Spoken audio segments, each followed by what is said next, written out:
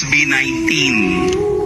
Yung bang P-pop, yung the king of pop, yung parang Korean style, pero not Korean but Filipino, P-pop. Naalala ko nung sila ay nag-uumpisa pa lang, napapanood ko, walang pumapansin sa kanila kapag sumasayaw sa mall. Sinasabihan pa sila ng mga copycat, yung nanggagaya ng itsura ng mga K-pop. Papangit daw.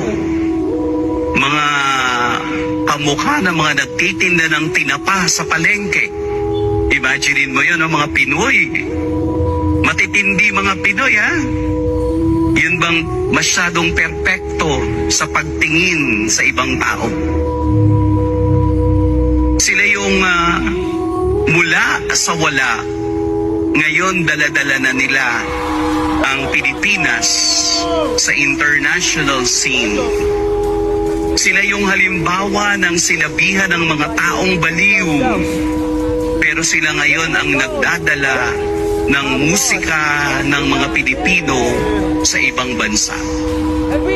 Kung dati ang kinakanta ng mga Pilipino ay Korean song, kahit hindi nila naiintindihan, ngayon naman ang mga Korean ang kumakanta ng Filipino song because of the SB19.